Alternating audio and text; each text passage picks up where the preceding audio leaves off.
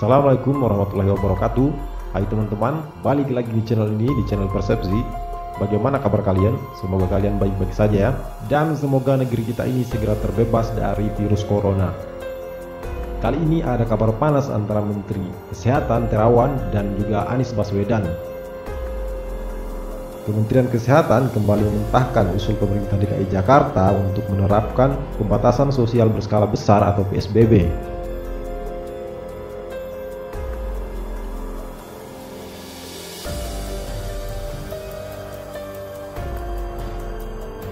Sementara korban COVID terus bertambah, pemerintah pusat masih mempermasalahkan kelengkapan administrasi. Pembiayaan atas dampak penerapan PSBB menjadi pokok persoalan di balik keruwetan birokrasi itu. Menteri Kesehatan Terawan Agus Putranto disebut meminta Gubernur DKI Jakarta Anies Baswedan melengkapi dokumen terkait pengajuan status pembatasan sosial berskala besar atau PSBB. Dalam salinan surat yang diterima Tempo, disebutkan proposal yang diajukan DKI harus disertai dengan sejumlah data dan dokumen. Hal ini sesuai dengan pedoman pengakuan yang tertuang dalam Peraturan Menteri Kesehatan terkait PSBB. Adapun yang perlu dilengkapi adalah peningkatan jumlah kasus menurut waktu, penyebaran kasus menurut waktu, dan kejadian transmisi lokal. Selain itu, dalam surat tersebut, Anies diminta menjelaskan kesiapan daerah tentang aspek ketersediaan kebutuhan hidup dasar rakyat, sarana dan prasarana kesehatan, anggaran dan operasionalisasi, jaring pengaman sosial, dan aspek keamanan. Dalam penjelasan surat yang diteken Terawan pada 5 April 2020 ini, disebutkan bahwa keputusan pengembalian proposal tersebut juga telah didiskusikan dengan gugus tugas percepatan penanganan corona. Juru bicara pemerintah untuk penanggulangan COVID-19, Ahmad Yuryanto, tidak membantah atau membenarkan terkait surat tersebut. Itu administrasi, pembahasan tetap jalan, ujar Yuryanto saat dikonfirmasi terkait pengembalian surat tersebut Senin 6 April 2020. Orang sudah jadi korban di Cina, di Wuhan, dan di beberapa tempat meluas, dan infonya sudah mendunia, eskalasinya sudah meningkat. Saya pikir pemerintah masih sibuk mau ngeluarin 72 miliar untuk buzzer, mengeskalasikan soal untuk pariwisata. Dan baca berita-berita itu kayaknya agak sakit hati juga kita sama pejabat-pejabat itu, terutama Menteri Kesehatan yang menurut saya sudah layak untuk mundur hari ini, tapi nggak mundur-mundur, mungkin nunggu dipecat sama Presiden. Dari Pak Menteri Kesehatan bahwa ibu ini dan putrinya positif corona.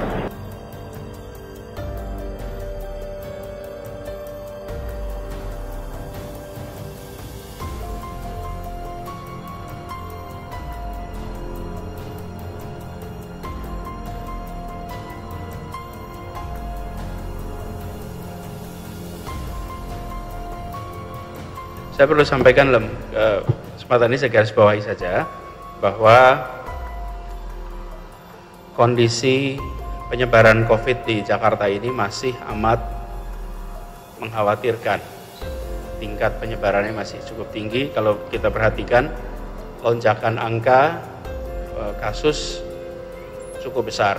Karena itu pada seluruh masyarakat untuk serius di dalam melaksanakan pembatasan jaga jarak atau biasa disebut sekarang physical distancing untuk mencegah penularan. Jadi ini harus dikerjakan secara amat serius. Kemudian di Pemprov DKI Jakarta juga secara khusus memberikan instruksi kepada para ketua RT, RW, Dasawisma PKK dan kader PKK untuk melakukan identifikasi atas kelompok masyarakat yang rentan bila tertular COVID-19. Mereka adalah warga lanjut usia di atas 60 tahun, kemudian penyandang juga penyakit-penyakit bawaan, misalnya ada diabetes, ada penyakit jantung, ada penyakit paru, ada penyakit tekanan darah tinggi, itu diantaranya, ada lagi sebagian. Jadi mereka bertugas untuk mengidentifikasi di lingkungannya, lalu secara khusus melakukan sosialisasi cara-cara mencegah dari penularan. Dan ada sebagian dari lansia yang tinggal sendirian tanpa didampingi oleh keluarganya. Di situ harus ada pendampingan khusus, dan kita sudah sampaikan kepada para ketua RT, RW untuk bisa memberikan dukungan agar mereka bisa tetap bertahan di rumah tanpa harus pergi keluar. Kenapa ini juga saya sampaikan? Karena selain data jumlah kasus yang disampaikan resmi oleh Kementerian Kesehatan, Pemprov DKI Jakarta juga memantau data dari Dinas Pertamanan dan Hutan Kota. Ini adalah dinas yang mengurusi pemakaman. Di bulan Maret ini terjadi pemulasaran dan pemakaman dengan menggunakan protap COVID-19. Protapnya itu antaranya bahwa jenazah dibungkus dengan plastik, menggunakan peti, lalu harus dimakamkan kurang dari 4 jam, lalu petugasnya menggunakan APD.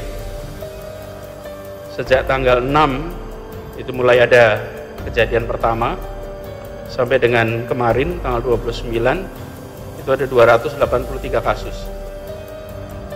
Artinya ini adalah mungkin mereka-mereka yang belum sempat dites, karena itu tidak bisa disebut sebagai positif, atau sudah dites tapi belum ada hasilnya kemudian wafat.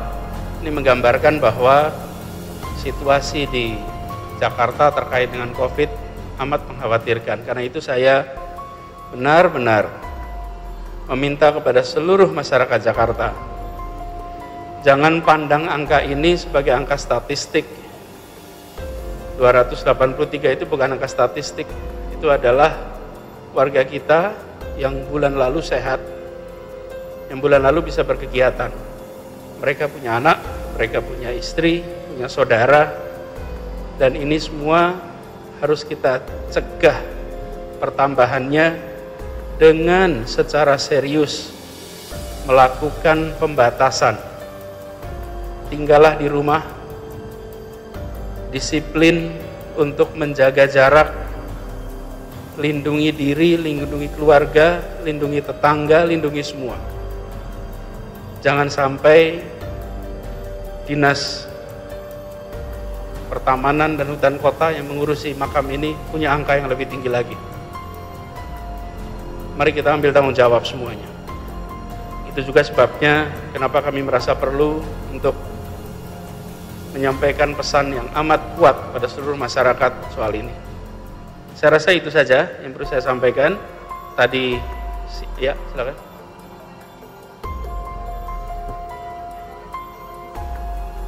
Ya, jadi disitulah sebabnya dari awal kita sampaikan bahwa bila kita berbicara tentang menjaga masyarakat, deteksi awal itu dibutuhkan. Para ketua RT, RW yang menemukan kasus bisa langsung lapor kepada lurah, dan wali kota sudah menyiapkan tempat-tempat apabila ada masyarakat yang memiliki gejala COVID atau masuk di dalam kategori ODP, PDP yang harus melakukan self-isolation, mereka akan dibantu disiapkan tempat di luar pemukimannya.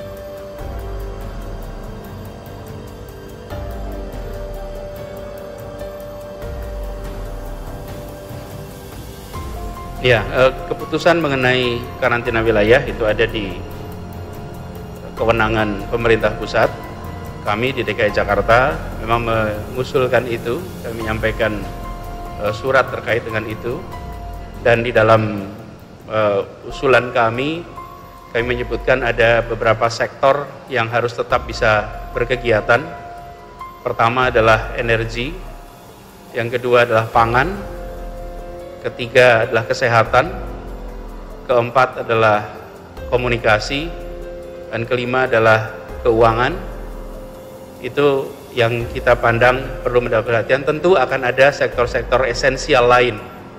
Jadi ini contoh saja 5, tapi tidak terbatas 5. Artinya kebutuhan-kebutuhan pokok dan lain-lain tetap harus bisa berkegiatan seperti semula. Jadi 5 itu esensial: energi, kesehatan, pangan, komunikasi, dan keuangan. Kenapa? Kalau langkah, kita menyiapkan semua skenario. Kita siapkan semua skenario. Hari-hari ini kita mengatur itu semua, termasuk menyusun distribusi logistik untuk masyarakat. Ya, itu salah satunya.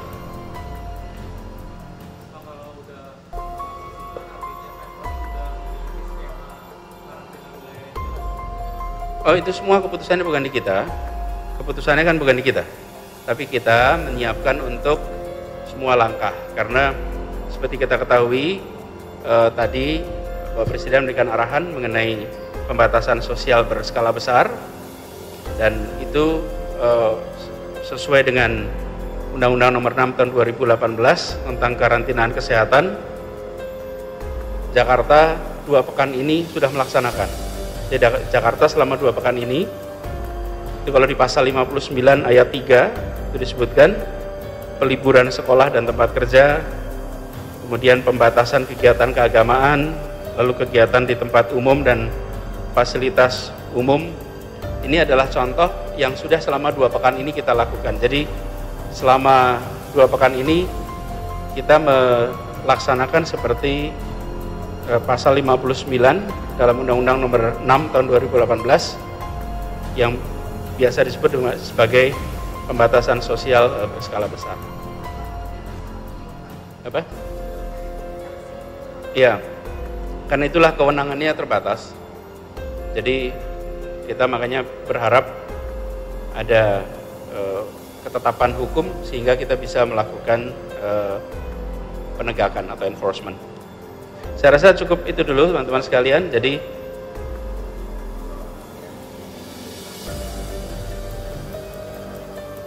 ya, biar nanti Kepala Dinas Perhubungan menjelaskan secara detail. Salah satu poin utamanya adalah Jakarta adalah epicenter. Dan kita berharap apa yang sekarang terjadi di Jakarta tidak menyebar ke seluruh Indonesia. Karena itulah langkah-langkah pembatasan dilakukan. Nanti biar detailnya Pak Kepala Dinas Perhubungan aja menjelaskan. Begitu ya teman-teman, terima kasih. Assalamualaikum warahmatullahi wabarakatuh.